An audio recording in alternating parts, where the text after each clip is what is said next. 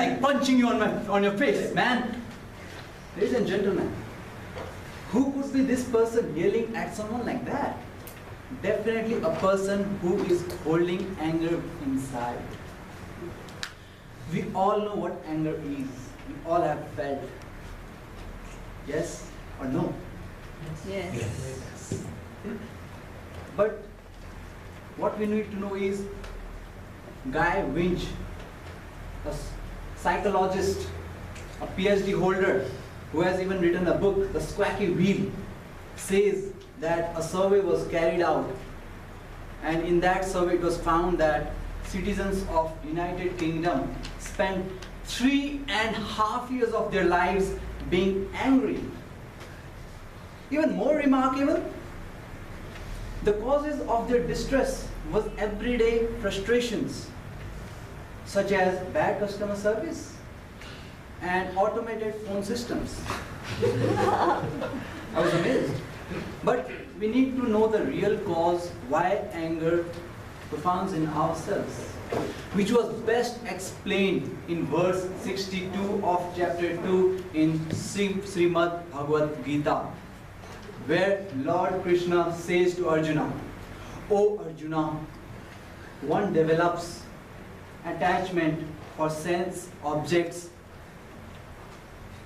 and desires for those sense objects are created with the attachment to them, and desires comes from those sense objects if you are attached with them, and anger comes with unfulfilled desires." So ladies and gentlemen, it is this desire when it is unfilled that you get an anger. And this anger is one of the three ways to hell, as described in verse 21 of chapter 16 in Srimad Bhagavad Gita. This was an explanation in the holy book of Hinduism and describes us in spirituality. Let us come to the world of science. We live in the world of science and believe science. We have not seen any God. What science says about anger?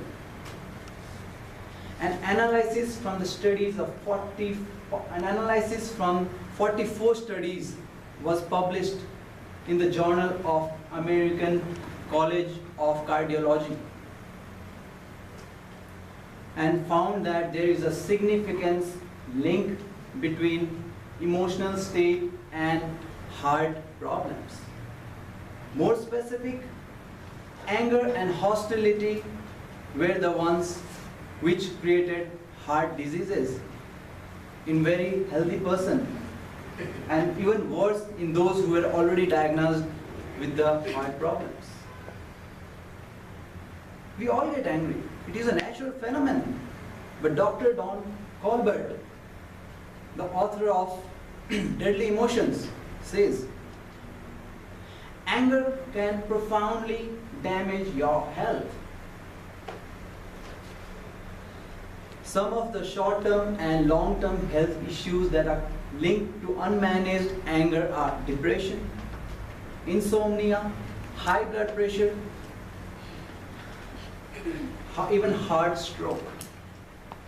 One study at Washington State University found that people aged over 50 who expressed their anger by lashing out are more likely to get calcium deposits in their coronary arteries, an indication that you are at risk of heart disease. Not just heart disease, but heart attack. In fact, Dr. John Donnebelt at Tilburg University in Netherlands carried study on heart disease patients, and found that those who hold anger were more likely to have 3 times greater influence of heart attack. Even science proves that anger is not what we should hold. We should avoid. But how to avoid it? It is not possible to avoid, but yes, we can calm down. The website of American Psychology Association has given certain strategies so that we can calm down our anger. One being relaxation. Relax. Do yoga. Do meditation. As like our Power Ramdev, not Power Ramdev, Ravi Shankar Bhatt does. And the second being cognitive restructuring. It means change the way you think. As we all know, and we should say ourselves, all is well, that's what we have learned in the movie 3 Idiots. Third being better communication. When we say better communication, it means that, have you ever realized what angry person does? He jumps on to a conclusion, which is not good. One should slow down the pace of communication. Listen to what the other person is telling.